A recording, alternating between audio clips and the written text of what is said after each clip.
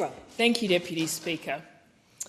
This budget is a responsible and forward-looking plan that recognises the pressures people are under right now while making our economy fairer into the future. Canberrans are feeling the pressure right now, and this budget meets those pressures head-on. It delivers targeted cost of living relief, strengthens essential services like health and housing that people rely on, supports Australia's transition to clean energy and reinforces a more resilient economy. Importantly, it reflects Labor values of fairness, opportunity and ensuring that no one is left behind. And for the ACT, it continues a strong record of investment in our services, infrastructure and national institutions. It ensures that Canberra remains a great place to live, work and raise a family. We are delivering further tax cuts from the 1st of July this year for every Australian taxpayer, helping ease the pressure of the cost of living. More tax relief is already flowing. This means lower tax bills for working Australians with permanent relief that puts more money back into people's pockets year after year. For many, that is hundreds of dollars returned, making a real difference to household budgets. We are also making it easier to claim deductions, introducing a simple $1,000 instant tax deduction with no receipts required, cutting red tape and ensuring more people can access what they're entitled to. Taken together, these changes mean meaningful relief for workers and families with an average benefit reaching about $3,000. And that is before you factor in our fuel tax cuts, helping Australians save every time they fill up. For small businesses, we are cutting red tape and boosting cash flow by permanently extending the $20,000 instant asset write-off. This gives many thousands of businesses, including around 60,000 businesses here in the ACT, the confidence to invest, to grow and to create jobs in our community. Deputy Speaker, for too long, young people and families have been priced out of the housing market, forced to compete with investors benefiting from tax concessions like negative gearing and the CGT discount. It is an issue that comes up frequently for me when I'm talking with my constituents here in Canberra. That is why we are committed to delivering a fairer system, one that gives first home buyers a genuine opportunity to get into that market. We also know that improving affordability means increasing supply. We need to build more homes and we need to build them faster. Negative gearing will be limited to only new builds from July next year, and we are delivering 1,000 homes set aside specifically for first home buyers, creating more opportunities for people to secure a place of their own. We are delivering practical support right now. Our 5% deposit scheme for first-home buyers have helped more Australians take that step sooner. Since coming to government, around 1,600 people in my electorate alone have bought their first home through this scheme, creating real outcomes for first-home buyers and local families. Shortly after the budget, I joined the Prime Minister, Treasurer and Housing Minister to meet with two of my constituents, Mika and Matt, and their dog Pikelet in the Canberra suburb of Kingston, thanks to Labor's 5% deposit scheme. Mika told us that it would have taken many more years of renting and saving before they would have been able to afford their own home had they had to have a 20% deposit. And Labor is not stopping there. We are making sure new homes can actually be built. Through the ACT share of the Local Infrastructure Fund, we are investing $50 million in the essential infrastructure that unlocks development, including roads, power and drainage, the building blocks of new communities. We also recognise that not everyone is in a position to buy yet. And that's why we've created increased Commonwealth rent assistance by more than 50% since 2022 to help ease pressure for those doing it tough in the rental market.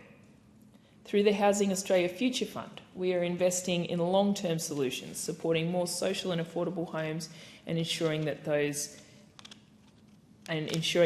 most in need can access stable and affordable housing. This includes women and children at risk to ensure that they have access to safe and secure accommodation. We saw a $60 million investment into housing for those struggling with youth homelessness. This is about fairness, it is about opportunity, and it is about building a future where every Australian has the chance to get ahead.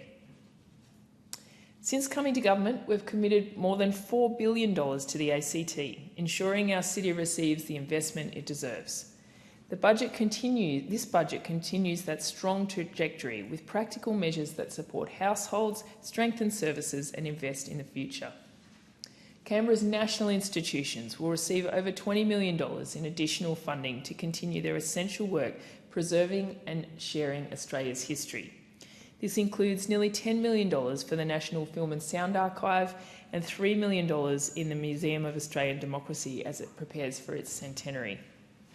And this is such a loved institution in our community. In science and innovation, the CSIRO will receive almost $390 million, building on last year's $278 million investment. This funding supports world-leading research and reinforces Canberra's role as a hub for scientific excellence. We are also contributing $30 million to deliver a new RSPCA animal welfare campus in Pieligo, supporting better care for animals and strengthening services for the region. We are working with the ACT and New South Wales governments to improve rail connections between Canberra and Sydney, helping deliver more reliable and efficient travel. And this is something that has been a long time coming and many people have advocated for, including people who were part of the inquiry I chaired last term into fostering the significance of our nation's capital, and it was great to see another recommendation of that report delivered on in that investment into the rail between here and Sydney. This budget has a really strong investment for Canberra. It strengthens the services people rely on and helps build a more resilient and inclusive economy for the future. Deputy Speaker, every budget since the Albanese Labor government came to office has included a women's budget statement, providing a clear view of how our investments support women, strengthen women's economic security and advance gender equality. This continues to be a proud Labor legacy. Gender-responsive budgeting and women's budget statements were first introduced by the Hawke government in the 1980s and restored by the Albanese government in 2022. And I know that in opposition, we continue to put those out as well in between that period. This budget delivers for Australian women. We're continuing to invest in women's safety and we're making the child support system fairer and safer so more families get the child support they are owed. We're investing almost $183 million to make the child support system safer and fairer. Currently, there are more than 1 million children in the child support system and women make up 83% of recipient parents.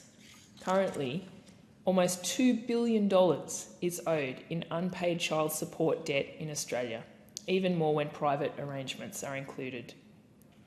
That's $2 billion that children are missing out on.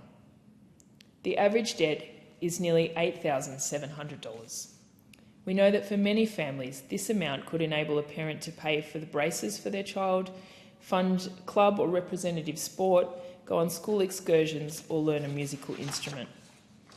Our reforms will crack down on financial abuse and strengthen the child support system against weaponisation to ensure more children and families get the child support they are owed. These are the most significant changes to the child support system in nearly 20 years. These important reforms will both help keep children out of poverty and ensure government systems are not weaponised when relationships break down. Our majority women government will continue to deliver better outcomes for women and girls. Since 2022, we've made significant progress towards gender equality. Women's average weekly earnings have grown by almost $300 per week. More than 1 million families have benefited from cheaper childcare. Australia has recorded its highest ever international ranking for gender equality, 13th this year, up from 43rd when we came to government. Women have saved more than $47 million across almost 139 million prescriptions, including those expanded through the expanded access to contraceptives and menopause therapies. In the health portfolio, this budget delivers real practical improvements to healthcare for Canberrans, strengthening Medicare and making it easier for people to get the care they need when they need it. We are making free urgent care clinics a permanent part of our health system, and that includes investment in a new urgent care clinic to be opened in Woden and investing in the 5 existing nurse-led walk-in centres that people know and love here in the ACT. These clinics are already easing pressure on our hospitals and helping families access care quickly without the worry of the bill. We are also expanding access to primary care with 3 new fully bulk billed GP clinics and stronger incentives to support existing practices right here in Canberra. This means that Canberrans will be able to see a doctor without reaching for their wallet, and this is in direct response to the fact that bulk billing in Canberra has been historically low and among some of the lowest rates in the country, and something that my constituents raised with me, and I'm really proud that our government has responded in this way to deliver that really practical support to get these new clinics up and running. This budget continues our strong support for public hospitals, with an additional $4.1 billion over 5 years to ensure the ACT has the resources it needs to deliver high-quality care. We are also building on our work to make medicines cheaper. Millions of scripts have already been delivered at a lower cost, putting money back into the pockets of families, ensuring they do not have to choose between their health and their finances. Importantly, we are investing in the well-being of our young people. This includes targeted funding to strengthen youth mental health services, including to close gaps and ensure support is available earlier when it can make the biggest difference. We are improving preventative care, from expanding access to dental services for children to strengthening immunisation programs for older Australians. Taken together, these measures reflect a clear priority: a stronger, fairer health system that delivers for every Australian. Climate and energy issues are consistently among the most important concerns raised by my constituents with me. Many residents are increasingly focused on the transition to affordable, reliable and sustainable energy, as well as the need for practical policies that both reduce emissions and support local jobs and industries. I'm proud that our Cheaper Home Batteries program is delivering real and measurable benefits for households and for our energy system. Since the program began in July last year, more than 414,000 batteries have been installed across the country, including nearly 7,000 here in the ACT. This effort has effectively doubled Australia's total battery capacity and builds on our world-leading adoption of rooftop solar, which is now installed on around 1 in 3 homes. Together, these changes are transforming how energy is generated, stored and used in this country. Households are seeing meaningful savings on their power bills, and there are broader benefits as well. By reducing demand during peak periods, batteries are helping to ease pressure on the grid and put downward pressure on electricity prices for everyone. Across Australia, we are already seeing the impact.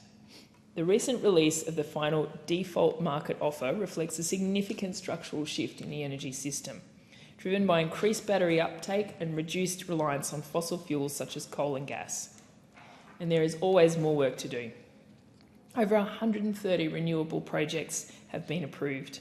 Already, over 50% renewables are supplying Australia's grid and growing.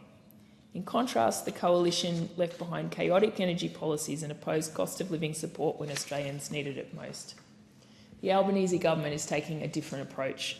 We are focused on practical reforms that provide immediate relief for households while laying the foundations for a stronger and more sustainable energy system. Our budget also supports cleaner and more affordable transport. Fringe benefits exemptions for electric vehicles have been extended through to 2029 and beyond, making these vehicles more accessible and reducing exposure to volatile fuel prices. I know this is very popular in my electorate, which has some of the highest uptake of EVs around the country. At the same time, we are strengthening energy security. We're increasing national fuel reserves by lifting coverage to 50 days and requiring gas companies to reserve 20% of supply for the domestic market. We are also investing to expand our reserves of jet fuel and diesel. By keeping more fuel here and ensuring reliable domestic supply, we are better prepared for future shocks. No matter what is happening around the world, the Albanese Labor government is taking action to support Australians at home. This is a budget that is delivering a fair go for all Australians.